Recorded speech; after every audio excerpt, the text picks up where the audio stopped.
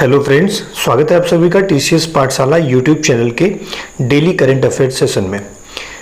हम लोग daily current affair session में द हिंदू न्यूज़पेपर और भी जो उसके आर्टिकल्स होते हैं, ये इंपॉर्टेंट न्यूज़ होती हैं, उनके साथ साथ करंट अफेयर्स के कुछ मैटर जो भी न्यूज़पेपर में डिस्कशन के लिए होते हैं उन्हें हम लोग रेगुलर डिस्कस करते हैं। और ये हम लोग का डे 8 है, हम लोग 8वां लेक्चर आज पढ़ रहे हैं। 8 दिन से लगातार ये कंटिन्यू डिस्कस कर रहे हैं और इट विल बी कंटिन्यूड ना, ये लगातार हम लोग रेगुलर का करंट अफेयर्स डिस्कस करते हैं। तो चलिए आज के सेशन को स्टार्ट करते हैं। एक आर्टिकल दिया है, ये आप देखिए, इसमें हेडलाइन दी है SC hits out at centre on loan moratorium scheme. बहुत लेटर्स क्लियर नहीं होंगे, मैं इसका पूरा का पूरा ब्रीफ इंट्रोडक्शन आपको समझाता हूँ। अभी कुछ दिन पहले आपने सुना होगा कि जब पैंडेमिक हुई, कोरोना वायरस तेजी से फैलने लगा, तो सारे के सारे जो कार्य थे वो रुक गए, सब लोग जॉबलेस हो गए। अब इससे जो भी लोन ले रखे थे उनकी ईएमआई देने में उन्हें प्रॉब्लम होने लगी। तो गवर्नमेंट एक सॉल्यूशन के साथ आई कि बैंक को उन्होंने कहा कि आप एक काम करिए, मोरेटोरियम स्कीम ले आइए। इसके तहत क्या करिए, उनकी ईएमआई को 3 महीने के लिए रोक दी, मतलब ना भी जमा करें तो आप उन्हें कोई क्या कहते हैं परेशान मत करिए। हाँ, लेकिन उस पर उन्होंने एक बात कही कि उस पर इंटरेस्ट लगाया जा सकता है। अगर मान लीजिए जो जिनका भी डिले हो रहा है तो उस पर इंटरेस्ट लगेगा, वो बाद में इंटरेस्ट आपको देना पड़ेगा। बस सहूलियत इतनी है कि आपको ईएमआई जमा करने के लिए बैंक जो है वो परेशान नहीं करेगी, बैंक के कर्मचारी परेशान नहीं करेंगे। वो मोरेटोरियम जो था वो एक्सटेंड भी किया गया और भी बढ़ाया गया क्योंकि सिचुएशन खराब होती चली गई। बट अभी हाई कोर्ट जो है, सुप्रीम कोर्ट जो है वो सेंटर को आड़े हाथ इसलिए ले रही, इस पे एक तरीके से डांट फटकार लगा रही है। क्योंकि एक तरीके से आप सोच के देखिए कि मान लीजिए मोरेटोरियम स्कीम तो है, तो आपने उन्हें रिलैक्स तो बस इस बात का दिया है कि आप ना भी जमा करें तो कोई दिक्कत नहीं है, तो लेकिन उनका इंटरेस्ट तो लग ही रहा है। एक तरीके से वो ऑलरेडी परेशान हैं और उन पे दोबारा परेशानी बढ़ती चली जा रही है। अच्छा, उसका कुछ नेगेटिव भी हुआ, जो लोग सक्षम भी थे, दे भी सकते थे, उन्होंने पैसे नहीं जमा करे। अब इसकी वजह से अभी कुछ दिन पहले बैंकों ने मीटिंग करी और उसमें ये कहा गया कि जो है मोरेटोरियम की स्कीम को समाप्त करना चाहिए। अब जो है 31 अगस्त जो है वो लास्ट डेट है। इसके बाद जो है ईएमआई ना भरने के लिए आपको कहीं ना कहीं कॉल्स आएंगी, आपको फोर्स किया जाएगा कि आप भरिए। तो अब सुप्रीम कोर्ट ये कह रही है कि why are you making fool, आप क्यों मतलब परेशान कर रहे हैं। अब एक तरीके से you are hiding behind RBI. ठीक है, आप डायरेक्ट आकर के चीजों को सोल्यूशन के लिए नहीं बता रहे हो, क्या उसका इंपैक्ट पड़ेगा इस पर डिस्कस नहीं कर रहे हो। आप सच में रिलैक्सेशन दे रहे हो या नहीं दे रहे हो इस बात पे नहीं, but you are like manipulating it. तो आप हाइड कर रहे हो किसके अंडर में, आरबीआई के अंडर में। वहीं से आप कह दे रहे हो कि भाई मोरेटोरियम इशू करवा दीजिए और 3 महीने के लिए और बढ़ा दीजिए ना। तो गवर्नमेंट ये चीज, इस चीज को बड़ा लाइक क्रिटिसाइज सुप्रीम कोर्ट कर रही है गवर्नमेंट को कि, और ये सजेस्ट कर रही है कि you should come in front में आकर के you should at least understand and you should deliver things कि हाँ ये प्रॉब्लम हो रहा है, मतलब ये समझना चाहिए। अब इस पे ये भी चीज दिया गया है कि जो उस पे इंटरेस्ट हो रहा है वो बोरोवर्स के लिए क्या हो रहा है, एक बोझ बढ़ता चला जा रहा है। तो ये कंप्लीट डिस्कशन जो है वो इसमें यही है कि सुप्रीम कोर्ट ने क्या कहा है, सेंटर को एक तरीके से चाइड करा है, उनको थोड़ी सी बात सुनाई है कि क्या कहते हैं जो मोरेटोरियम स्कीम है this is like not very helpful. ठीक है, तो it is just like hiding yourself, hiding your mistakes. It is not so beneficial for the people you have given this scheme to. तो ये पूरी कहानी इसके बारे में है। एक अगला आर्टिकल है न्यूज़पेपर में, a shot in the dark. A shot in the dark मतलब अंधेरे में तीर चलाना। शॉट इन द डार्क ये कल मैंने भी डिस्कस किया था लास्ट वाले सेशन में, कल के न्यूज़पेपर में, जहां पे पाकिस्तान FATF का मामला मैंने आपको समझाया था। ठीक है ना, उसके अंतर्गत उसे ग्रे लिस्ट में डाला गया था। अब उसको अक्टूबर में अपनी सफाई देनी है यूएन के सामने। ठीक है, अगर मान लीजिए वो उसकी सफाई इस तरीके से कि मतलब वो एंटी टेररिज्म काम कर रहा है, टेररिस्ट ऑर्गेनाइजेशन पे नकेल कस रहा है, बट इन स्पाइट दिस उसने क्या करा, इन स्पाइट ऑफ दिस उन्होंने इंडिया को ही ब्लेम करना चालू कर दिया। ठीक है, इंडिया को क्या ब्लेम कर रहा है कि इंडिया जो है वो क्रॉस बॉर्डर जो है टेरर फैला रहा है। आप इसमें देखेंगे तो Pakistan ambassador sought to portray Pakistan as a victim of cross border terrorism and claim that Pakistan is responsible for decimating al Qaeda in the region. क्या कह रहा है कि पाकिस्तान खुद ही चिल्ला रहा है, वो खुद ही कह रहा है कि परेशानी तो मुझे हो रही है क्रॉस बॉर्डर टेररिज्म से। अब उसका बॉर्डर कहां से मिल रहा है, इंडिया ही उसके नजर में है। तो वो ये कहना चाह रहा है कि जो इंडिया कह रहा है पाकिस्तान टेरर फैला रहा है, बल्कि इंडिया ही टेरर फैला रहा है और हम तो विक्टिम है। और इतना ही नहीं, वो अपने आप को ये भी कहना चाह रहा है कि अलकायदा जैसे संगठन या और भी उसके यहाँ जो संगठन है, उन सबको वो क्या करना है, रेस्ट्रिक्ट कर रहा है, डेसिमेट कर रहा है, डिसमेंटल करने की कोशिश कर रहा है, अरेस्ट कर रहा है उनको ना। Pakistan is giving his part, मतलब वो आप समझ रहे होंगे वो क्या चाहता है कि अक्टूबर में उसकी इन सब बातों को कंसीडर किया जाए और उसे ग्रे लिस्ट से हटा करके ग्रीन लिस्ट में डाल दिया जाए। बट यहीं पर ऑथर का जो कहना है आप देखेंगे, ये कहा जा रहा है Pakistan contention that policies of the government amount to Hindutva terrorism with specific reference to. आप इस पूरे के पूरे जो हाईलाइटेड पार्ट है आप इसको पढ़ लीजिएगा। वो पाकिस्तान एक और ब्लेम लगा रहा है भारत पे कि India is like doing Hindutva terrorism. Hindutva terrorism का मतलब क्या है, जैसे अब यहाँ पे राम मंदिर का टेम्पल का बात हुआ, तो ये जो गवर्नमेंट है वो ये कहना चाह रहे हैं कि वो हिंदुत्व को बढ़ावा दे रही है, एंटी मुस्लिम काम कर रही है। तो हम एक इस्लामिक कंट्री हैं, जिसकी वजह से आप समझ सकते हैं कि इंडिया इज अगेंस्ट अस। मतलब it is trying to prove its part, वो प्रूव करना चाह रहा है कि ताकि हम ऐसा नहीं कर रहे हैं, but my neighbour country India is doing so.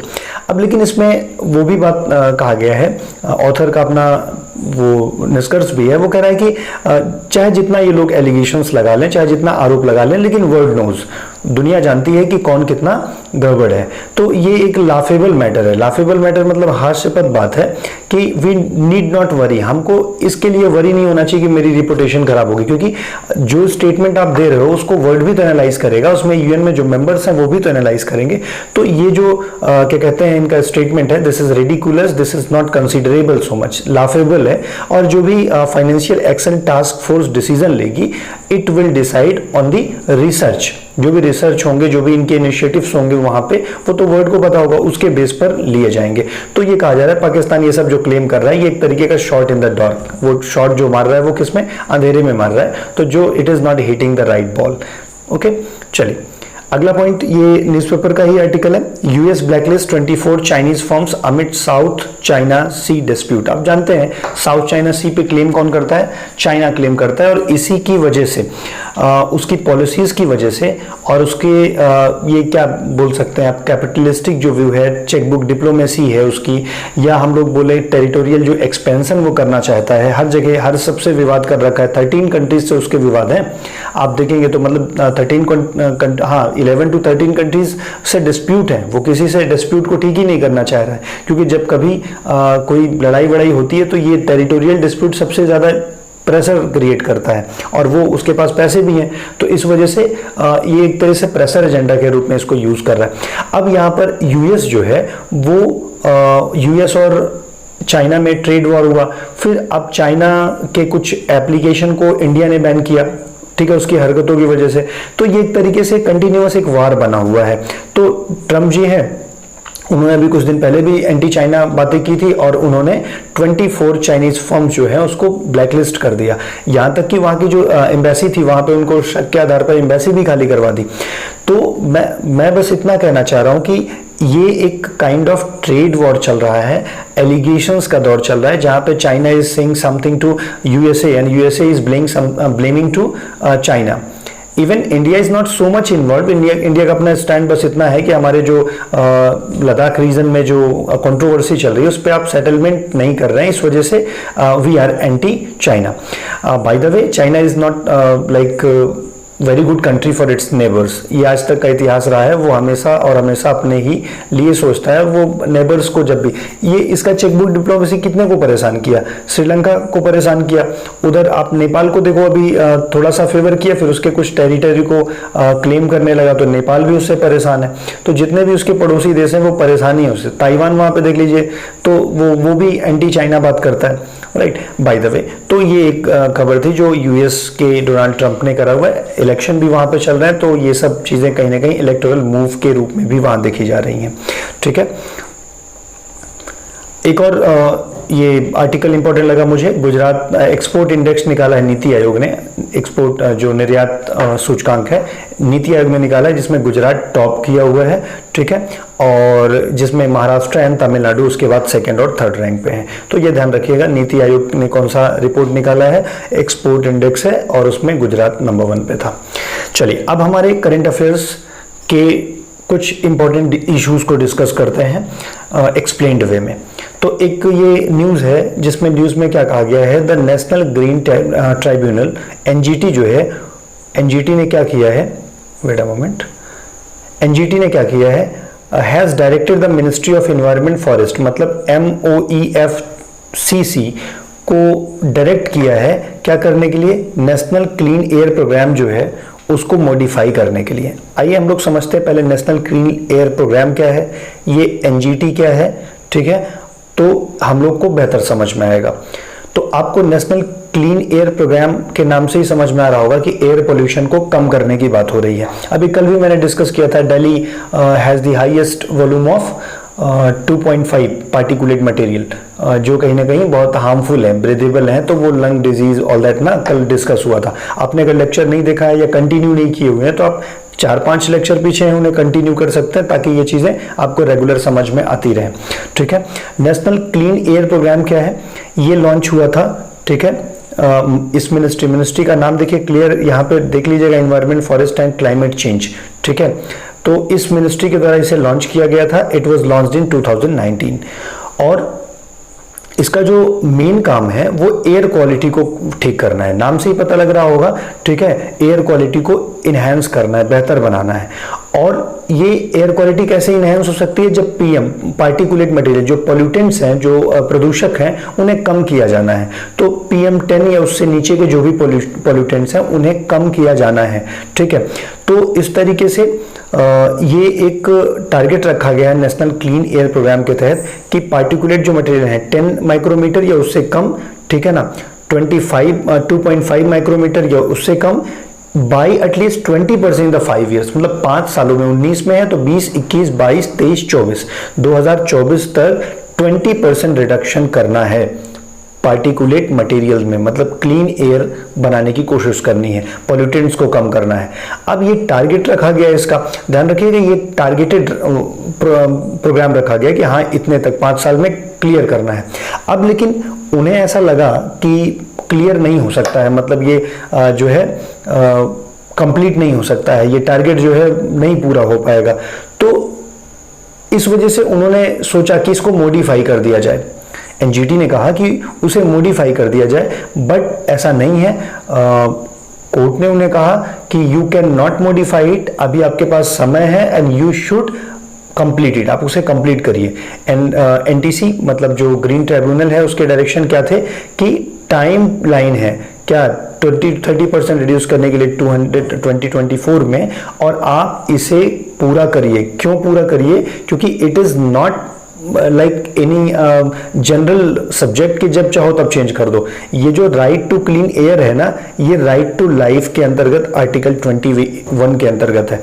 तो जो चीज फंडामेंटल राइट्स है उसे आप कंप्लीट करेंगे ही, आप उसमें मॉडिफिकेशन नहीं कर सकते हैं, ठीक है ना। तो ये एक उनको कहा गया है कि you should not modify the target, बल्कि आप उसे कंप्लीट करिए 2024 तक, आपने जो भी टारगेट रखा था, ठीक है। एनजीटी मतलब नेशनल ग्रीन ट्राइब्यूनल क्या है, इसके बारे में भी देख लीजिए। ये एक स्पेशलाइज्ड बॉडी है, स्पेशलाइज्ड बॉडी मतलब विशेष किसी काम के लिए जो बनाई जाती है, ठीक है ना। ग्रीन ट्राइब्यूनल एक्ट 2010 के अंतर्गत इसे बनाया गया।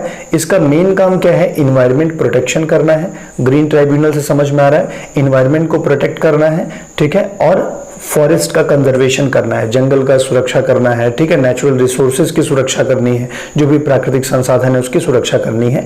एनजीटी का ये काम है। और क्या करता है ये एनजीटी, अपनी पावर कहां से डिराइव करता है, मतलब कोई भी चीज इंप्लीमेंट करने के लिए, चूंकि ये जो स्वच्छ वातावरण का बात है वो एक तरीके से फंडामेंटल राइट्स है। जैसे ये एक कहानी है, आप देख सकते हैं, एक बच्चे को लाइक उसे दमा का बीमारी था समथिंग, हाँ ऐसा ही था। तो उसने कोर्ट में, अब दिल्ली का पोल्यूशन बहुत ज़्यादा बढ़ा हुआ है, तो उसने कोर्ट में ये चीज़ इंप्लीमेंट किया था कि अगर आप क्या कहते हैं जीने के अधिकार के अंतर्गत देखते हैं तो ऑक्सीजन स्वच्छ मिलनी चाहिए। तो कोर्ट ने इस बात को एक्सेप्ट कर लिया था बाद में, तो उसने कहा था कि क्लीन एयर मिलना भी एक फंडामेंटल राइट्स है। देखो सुप्रीम कोर्ट जो है वो क्या करती है, उल्लेख करती है कौन सी चीज किसके अंतर्गत आएगी, तो अनुच्छेद 19 के अंतर्गत ऐसे ही बहुत सारी चीजों को इंटरप्रेट किया गया है, और वैसे ही अनुच्छेद 21 मतलब आर्टिकल 21 राइट टू लाइफ के अंतर्गत बहुत सारी चीजों को इंटरप्रेट करके संविधान के अंतर्गत लाया गया है कि हाँ ये भी राइट टू लाइफ के अंतर्गत आता है। ठीक है, जैसे रात को सोने का अधिकार, ये भी राइट टू लाइफ, ये सुप्रीम कोर्ट ने बताया। ठीक है ना, तो इस तरीके की चीजें जीवन जीने के अधिकार के अंतर्गत आई हैं। बहुत सारी ऐसी चीजें हैं, फंडामेंटल राइट्स में मैंने पढ़ाया है, आप प्लेलिस्ट में जाके पॉलिटी के लेक्चर्स में देख सकते हैं। ठीक है, और ये कहां से पावर डिराइव करता है, आर्टिकल 21 राइट टू लाइफ से। ठीक है, और ये जो एनजीटी है ना, इसके पास ओरिजिनल ज्यूरिसडिक्शन है। ओरिजिनल ज्यूरिसडिक्शन का मतलब समझते हैं कि कोई भी केस होगा ना तो आप डायरेक्ट इसके पास भेज सकते हैं और ये डिसाइड कर लेगा। एक तो जुडिशरी है, एक ये ट्राइब्यूनल जो है इसको पावर मिली है कि ये केसेस को डिसाइड कर सकता है, उसका निर्णय दे सकता है, कोई चीज होगा तो उस पर डिसीजन ले सकता है। तो इसके पास ओरिजिनल ज्यूरिसडिक्शन भी है। अगर किसमें डैमेज हो रहा है एनवायरनमेंट का तो उससे लेकर के ये डिसीजन भी दे सकता है, और ये नेचुरल जस्टिस को फॉलो करता है। ठीक है, एनजीटी जो है ये एक ऐसा ट्राइब्यूनल है कि इस पे जो भी केसेस आएंगे या जो भी इस पे डिस्प्यूट होंगे, ये बाउंड है कि टारगेट वे में से 6 महीने में उसे खत्म ही करना पड़ेगा। ऐसा नहीं कोई केस है 2-2 साल चल रहा है, 6 मंथ के अंदर उसकी रिपोर्ट लगानी पड़ेगी कि ये केस था, इसका ये डिसीजन हुआ। ठीक है ना, तो नेशनल ग्रीन ट्राइब्यूनल जो है इसकी हेड ऑफिस जो है, जो मेन ब्रांच जहाँ पे मीटिंग होती है, इट इज दिल्ली। ठीक है, लेकिन उसके अलावा भी ये 4 अन्य प्लेस पे भी इसकी मीटिंग होती है, सिटिंग होती है, भोपाल में, पुणे में, कोलकाता में और चेन्नई में। तो 5 प्लेसेस ऐसे हैं जहां पे इसकी बैठक होती है। तो आई होप आपको समझ में आया होगा नेशनल ग्रीन ट्राइब्यूनल क्या है और किस एक्ट के तहत बना। तो ये पहली बात थी जो आपको समझानी थी। आइए दूसरी बात पे डिस्कस करते हैं। ये न्यूज में है वारली पेंटिंग। वारली पेंटिंग अभी हाल में न्यूज है। वारली पेंटिंग नाम से ही पता लग रहा है कि वारली किसी से रिलेटेड होगा। तो yes, Warli is a tribe. Warli एक ट्राइब का नाम है। ये जो महाराष्ट्र और महाराष्ट्र के बाद देखा जाए तो उसके जो लाइक कनेक्टिंग जो बॉर्डर्स स्टेट हैं, जैसे कि आप देखेंगे महाराष्ट्र के जस्ट नीचे देखेंगे तो गोवा और कर्नाटका आपको मिलेगा। अगर आप उसके ईस्ट साइड देखेंगे तो आपको तेलंगाना, छत्तीसगढ़ मिलेगा। आपके उसके अप साइड देखेंगे तो आपको मध्य प्रदेश मिल जाएगा और गुजरात मिल जाएगा। तो ये चाहे गुजरात हो, चाहे मध्य प्रदेश हो, चाहे छत्तीसगढ़ हो, चाहे तेलंगाना हो, चाहे कर्नाटका हो, चाहे गोवा हो, इन बॉर्डरिंग जगह पे भी ये वारली जनजातियां मिलती हैं। तो इसमें क्या हुआ, वारली जनजातियां ये कुछ पेंटिंग बनाती हैं और इस पेंटिंग को प्रमोट करने के लिए एक पब्लिक सेक्टर क्या कहते हैं इंटरप्राइजेज है, पब्लिक सेक्टर यूनिट है, उसका नाम है नेशनल फर्टिलाइजर लिमिटेड, NFL। इसने क्या किया, अपनी पूरी बिल्डिंग को वारली पेंटिंग से सजवा दिया है। तो इससे क्या हुआ, लोग देखेंगे कहाँ की पेंटिंग है तो उसकी डिमांड बढ़ेगी, अच्छी होगी ना। तो इसलिए उसने अपने कॉर्पोरेट ऑफिस को वारली पेंटिंग से सजवा दिया, इसीलिए ये खबर बनी, न्यूज बनी। ये देखो आप देख रहे हो, ये उसका एंट्रेंस गेट है और यहाँ पे ये पेंटिंग की गई है। ठीक है, तो चलिए और आगे बढ़ते हैं। ये वारली कौन है, मैंने आपको बताया कि ये ट्राइब है। ठीक है, और ये क्या कहते हैं महाराष्ट्र और उसके बॉर्डरिंग एरियाज में रहते हैं। वार्लिंग पेंटिंग जो है वारली जनजाति है, आपको मैंने बताया। ठीक है, महाराष्ट्र में मैक्सिमम है तो इसलिए Maharashtra is known for it. और ये बहुत पुरानी जनजाति है, कोई बहुत नई 10th सेंचुरी AD की जनजाति है। अब देखा जाए अगर इनके बारे में जानकारी लेंगे तो they are residing it for a long time. ठीक है ना, और कहा जाता है इनकी जो पेंटिंग है ना, वो जो भीमबेटका में पेंटिंग बनी है उससे मैच खाती है, थोड़ी बहुत मिलती है। ठीक है ना, तो आपको ऐसे स्टेटमेंट दे सकता है कि the painting Warli painting is similar to the painting of Jaina temple, the painting of like Buddhism और दैट, ऐसे दे सकता है। तो वहां पे भीमबेटका या सोमनाथ ऐसे ऑप्शन दे देगा। तो आपको याद रखना है कि भीमबेटका जो है वहां की टेम्पल से सिमिलरिटी रखती है। और ये जो लोग पेंटिंग करते हैं उसमें हंटिंग का इमेज होता है, फिशिंग का इमेज होता है, फार्मिंग फेस्टिवल्स का इमेज होता है, फार्मिंग का इमेज होता है, फेस्टिवल का इमेज होता है, डांसेस होते हैं, ट्रीज, एनिमल्स ना, इन सब का इमेज वो लोग पेंट करते हैं। और ये जो विमेन है ना, औरतें हैं, ये मोस्टली इसमें क्या कहते हैं इंक्लूडेड, ये ज़्यादा इस पेंटिंग के काम को करते हैं। इसका सबसे यूनिक फीचर ये है कि ये लोग पेंटिंग बनाने में सर्कल का, ट्राइंगल का, स्क्वायर का, इन सब मैथमेटिकल जो सिंबल्स है ना, इनका यूज करते हैं बनाने के लिए। आप देख भी सकते हैं, अगर आपको ये जूम करके दिख रहा हो तो देखिए यहाँ पे ये वाला पोर्शन देखना, ये सर्कल का यूज किया गया है। ऐसे ही ये क्या कहते हैं, इन सब सिंबल्स का यूज करते हैं।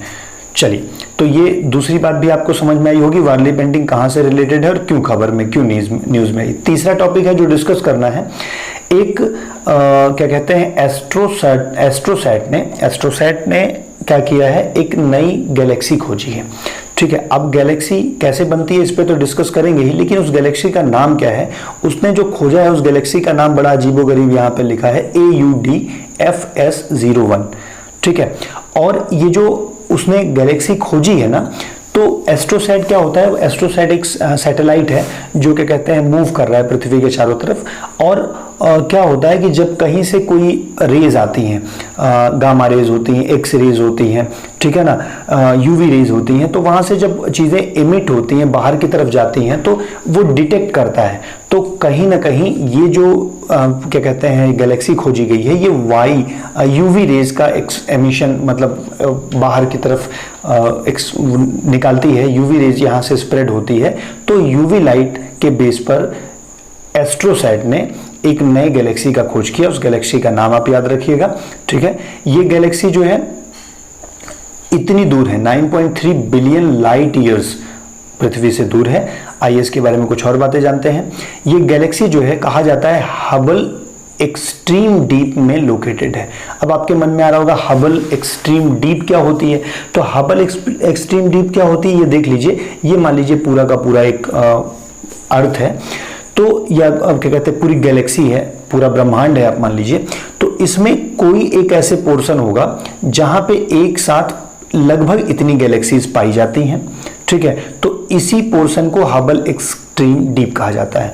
तो हबल एक्सट्रीम डीप में जो है इस गैलेक्सी को पाया गया है। तो आप ध्यान रखिएगा, ये जो साइंटिस्ट हैं जो इन्होंने डिस्कवर किया है, इसको खोजा है, India, Switzerland, France, USA, Japan and Netherlands, इतने जगह के साइंटिस्ट की टीम ने इसे देखा है, इसे खोजा है। ठीक है, तो आपको ये समझ में आया होगा कि गैलेक्सी कहाँ लोकेटेड है, हबल एक्सट्रीम डीप। ये क्या है, इट इज अ प्लेस। ठीक है, ये प्लेस है वेयर 5500 कम से कम जो है वो गैलेक्सीज होती हैं एक साथ, और इसी को पूरे के पूरे ग्रुप को क्या कहा जाता है, हबल एक्सट्रीम डीप।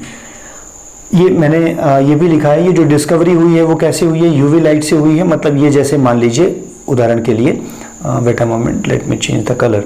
जैसे मान लीजिए ये पूरा का पूरा कोई भी गैलेक्सी है, तो अभी ये डिस्कवर्ड नहीं है, तो ये क्या करेगी, यहाँ से जो स्प्रेड कर रही होगी कोई रेज, तो जो भी इक्विपमेंट आसपास होंगे, जैसे एस्ट्रोसैट ने किया है, तो वो भी उसमें डिटेक्शन के कुछ टूल्स लगे होते हैं। तो ये जो है, जो गैलेक्सी आपने खोजी है, ये यूवी रेज का क्या कहते हैं स्प्रेड कर रहा था, तो इस वजह से उसको यूवी रेज के बेस पर खोजा गया है।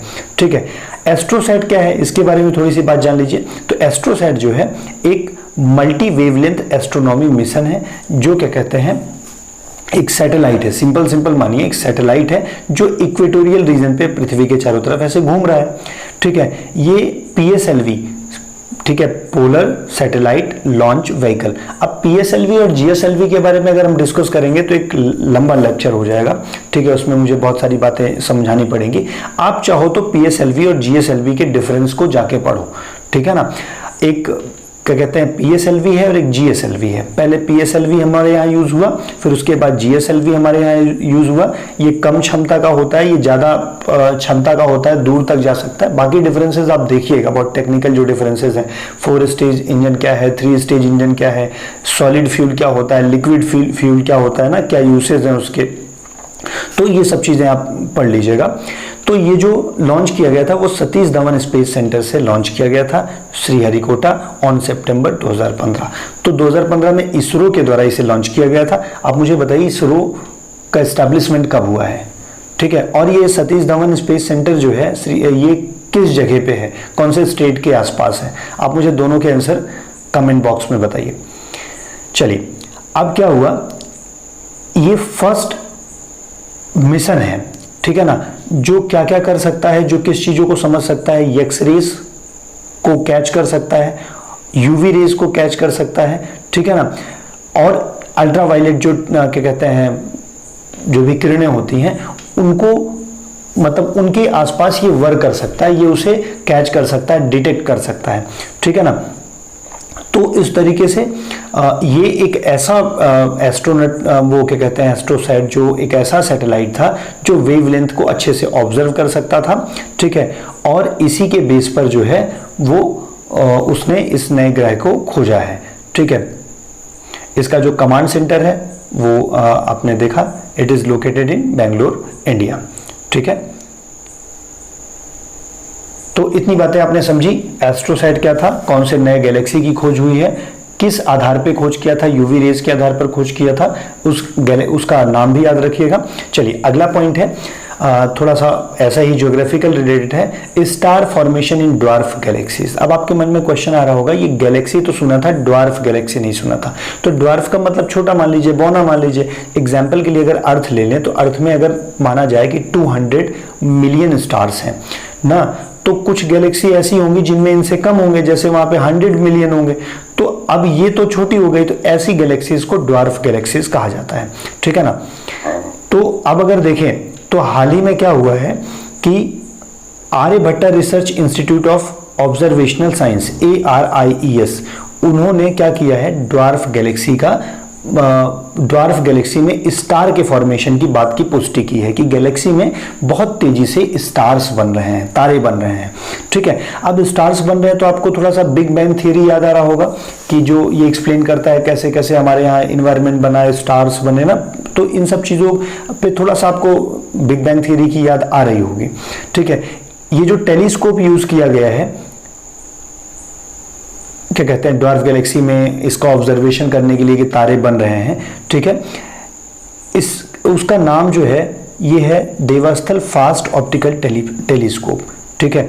1.3 मीटर का है, ये नैनीताल, ठीक है, और महाराष्ट्र, इन दोनों सेंटर्स ने मिल करके इस टेलीस्कोप के माध्यम से ये ऑब्जर्वेशन किया है कि ड्वार्फ गैलेक्सी में जो है बहुत सारे तारों का फॉर्मेशन हो रहा है। अब लेट्स सी ये क्या है फॉर्मेशन, तो मैं ऐसे ग्राफ में आपको समझाता हूं, आप इसे देखिए। जैसे मैं बिग बैंग थियरी तो पूरी एक्सप्लेन नहीं करूंगा, ये पूरा चैप्टर है, आप अलग से ज्योग्राफी में पढ़ेंगे, बट मैं नॉर्मली ऐसा बताता हूं कि कहा जाता है कि बिग बैंग थियरी में एक बहुत बड़ा क्या कहते हैं एक्सप्लोजन हुआ था। एक्सप्लोजन में क्या हुआ था कि ये बहुत सारी गैसेस एमिट हुई थी एक साथ। अब बहुत सारी, सपोज ऐसे मान लीजिए ये पूरी की पूरी गैसेस हैं, ठीक है, एमिट होने के बाद, एक्सप्लोजन के बाद। अब क्या हुआ, बाद में उसका दूसरा एक्सप्लेनेशन कहता है कि धीरे धीरे वो कॉन्ट्रैक्ट करने लगी, धीरे धीरे वो एक दूसरे के करीब आने लगी। करीब किस बेस पे आने लगी, तो उन्होंने कहा ग्रेविटेशनल फोर्स की वजह से करीब आने लगी। तो जब कभी भी गैसेस आपस में करीब आएंगी तो उनका जो गुरुत्वाकर्षण होगा, जो ग्रेविटेशन होगा, वो इंक्रीज करता चला जाएगा, और जब इंक्रीज करेगा तो उनमें होंगे रिएक्शंस। अब वो फ्यूजन होगा, फिशन होगा। जैसे मैं एग्जांपल के लिए बताऊं, जो फ्यूजन है वो दो चीजें, दो न्यूक्लियाई, एक और एक मिल करके ये एक बड़ी न्यूक्लियाई में कन्वर्ट होती है, और जब ये दोनों आपस में मिलते हैं और बड़ी न्यूक्लियाई में कन्वर्ट होती है तो एक बहुत तेजी से एनर्जी रिलीज होती है, ठीक है। वही हुआ कि जब यहाँ पे बहुत सारी गैसेस कॉन्टैक्ट करते हुए आई तो यहाँ पे क्या हुआ कि उनका दोनों न्यूक्लियाई आपस में मिले होंगे तो उसमें वो क्या कहते हैं एनर्जी रिलीज होगी, और वो एनर्जी जो रिलीज हुई होगी वो कुछ उसको शाइनिंग स्टार्स के रूप में बनाई होगी।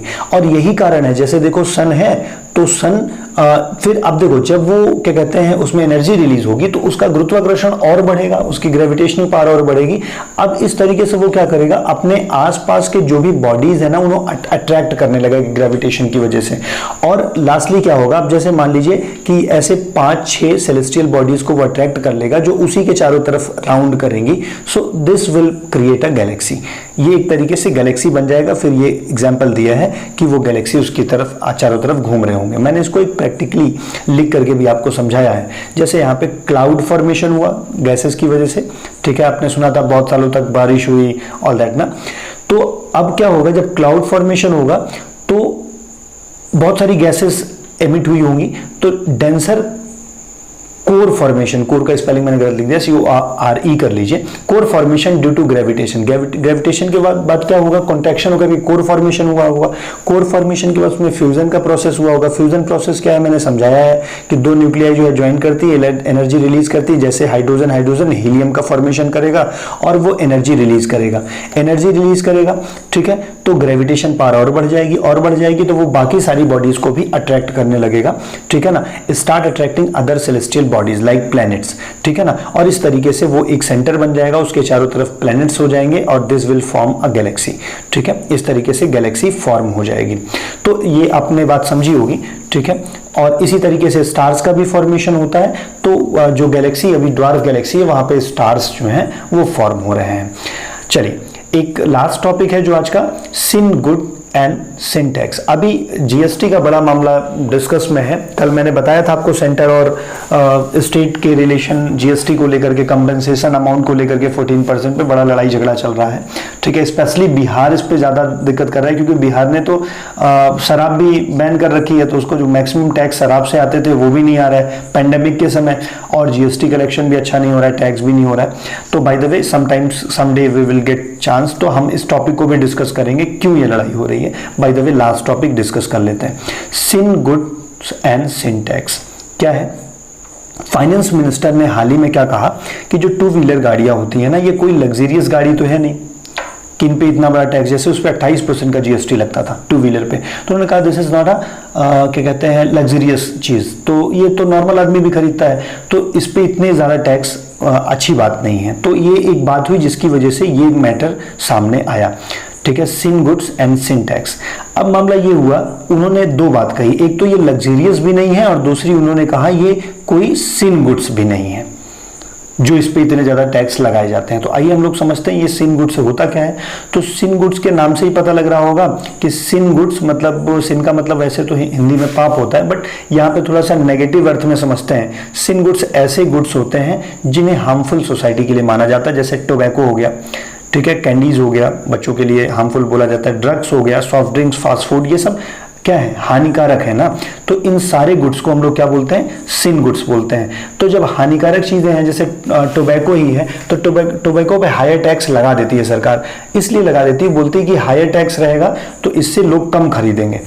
तो इसीलिए अब यहाँ भी जैसे गुड्स है जो एडवर्सली अफेक्ट करता है हेल्थ को, तो वो क्या करते हैं, आर्ग्यूमेंट देते हैं कि हम ये टैक्सेशन जस्टिफाई करने के लिए कि हम इस पे ज्यादा टैक्स लगाएंगे तो लोग कम खरीदेंगे, ठीक है ना। तो इस पे हाई रेट ऑफ टैक्सेस लग जाते हैं, ठीक है। ये कहते हैं it can reduce consumption reduce हो जाएगा अगर प्राइस इंक्रीज हो जाती है, तो इस पे ज्यादा टैक्सेस लग जाते हैं प्राइस इंक्रीज करने के लिए, ठीक है। और वो ये भी कहते हैं कि जो भी पैसा इससे बचेगा, इंक्रीज होगा रिसोर्स, उसको हम हेल्थ सेक्टर पे खर्चा करेंगे। तो मेरा ये कहने का मतलब है कि हाल ही में फाइनेंस मिनिस्टर ने ये कहा कि जो दो पहिया गाड़ी होती है ये लग्जरियस नहीं है तो इस पर इतना टैक्स नहीं होना चाहिए, और ये सिन गुड्स भी नहीं है, सोसाइटी के लिए हार्मफुल भी नहीं है, तो आपके पास ये भी आप नहीं कह सकते हो कि इस पर इसलिए ज्यादा पैसा लगा रहे हैं कि लोग खरीदे ना, तो इसलिए इस पर टैक्स रेट को कम करने की बात हो रही है। तो this is all about sin goods and sin tax. I hope आपको बातें समझ में आई होंगी, ठीक है। और आज आइडियाज के पेज को नहीं ले पाए बिकॉज ऑलरेडी स्लाइड्स बहुत ज्यादा हो गई थी, ठीक है। Thank you very much. हम लोग कल फिर से मिलेंगे इसी सेशन में। अगर आपको मेरा सेशन ये अच्छा लग रहा है, हम लोग के प्रयास अच्छे लग रहे हैं, तो आप इसे दोस्तों में शेयर किया करिए। डू टेल कि आपको कैसा लगता है, लेक्चर्स आपके लिए यूजफुल हैं कि नहीं है, ठीक है। कुछ इंप्रूवमेंट चाहिए है तो जरूर उसको भी बता दिया करिए। Thank you very much. Have a nice day.